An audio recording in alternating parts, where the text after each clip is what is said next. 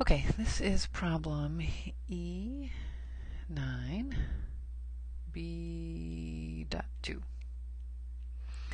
And it says an electron travels at point 1 C along the x-axis.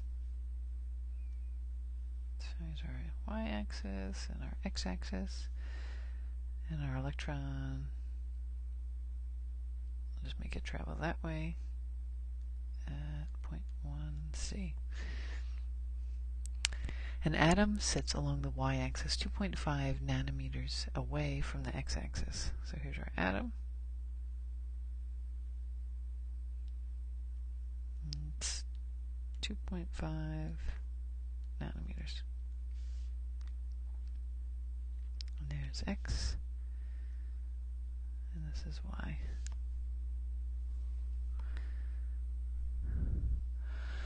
Okay, what is the magnitude and direction of the maximum magnetic field that the atom feels as a result of the electron? Where is the electron when it exerts its maximum effect?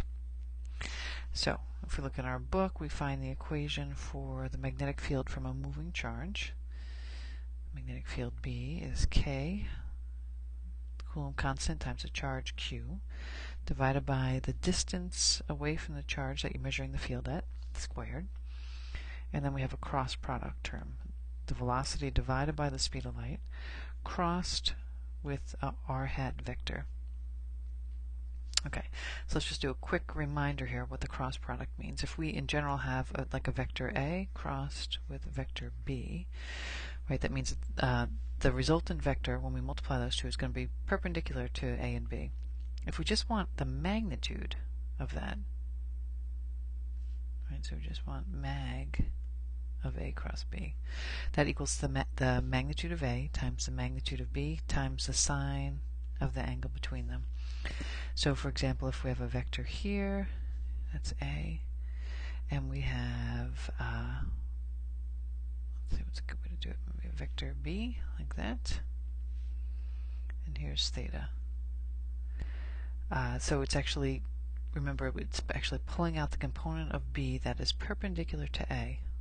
This is actually B sine theta.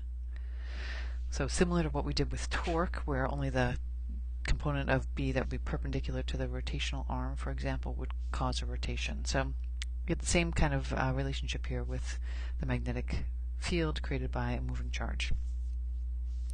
Okay, so that tells us that the magnitude of this cross product here is going to be maximum when the sine of the angle between them equals 1. And we know sine theta equals 1. That means theta equals 90 degrees. So if we just go back to our picture, for any point where the electron is, the radius, the r vector, connects the electron to the point where we're trying to measure the field, which is where the charge is. Okay, and then r hat is just the unit vector that points in that same direction, has a magnitude of 1. So r and v are going to be perpendicular when the electron is down here. I'm drawing it a little bit below the axis just so you can see it okay, but its velocity vector is this way, and then r hat in this case would be up that way. Okay, so that's where the electron is going to be when the magnetic field felt by the atom is maximum, and that's at the origin. So that's when its position, the electron is at 0, 0.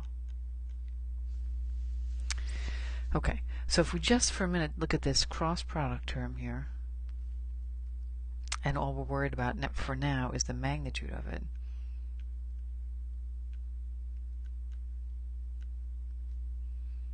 Okay, so the magnitude of that is going to be the magnitude of this vector, which would just be v over c, times the magnitude of r hat, which is just 1, times the sine of the angle between them. And we just said we know that's going to be maximum when this angle is 90 degrees. Okay, so this cross product term reduces just to v over c. Okay, so what would be the maximum value then?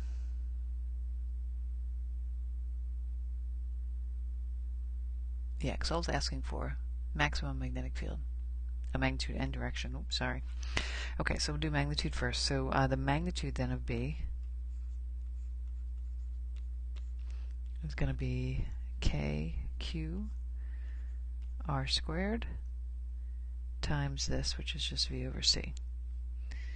Okay, so we plug in our values. 9 times 10 to the 9 Newton meter squared per coulomb squared times the charge of an electron, which is 1.6 times 10 to the minus 19 coulombs. And then we are dividing by r squared. So when the electron's at the origin, the distance between the electron and the atom is just 2.5 nanometers. So 2.5 times 10 to the minus 9 meters, and we square that. And then we multiply v over c, so it's 0.1 times the speed of light divided by the speed of light. So those just go away. And then we have coulomb up here divided by coulomb squared, so one of those go away. We have meter squared up on the top, meter squared on the bottom. And so our units end up being, if we just pull that out quickly, that's newtons per coulomb. Okay, and if we multiply our numbers out, we get 2.3 times 10 to the 7 newtons per coulomb, or 23 meganewtons per coulomb. Okay, so how about direction?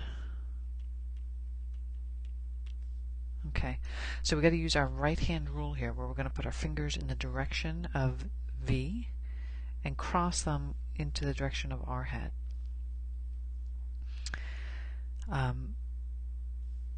So it's kind of like if we actually bring charge into it, it's actually q times v crossed with r hat, which would give us a direction. And of course we're dealing with an electron, so this is actually negative.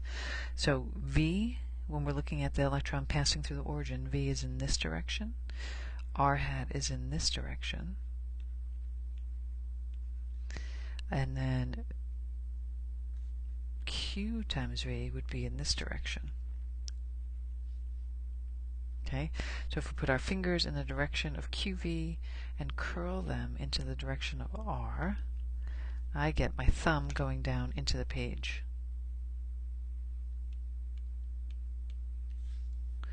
So I would say the direction of b is into the page, and this is by the right-hand rule. And that's it.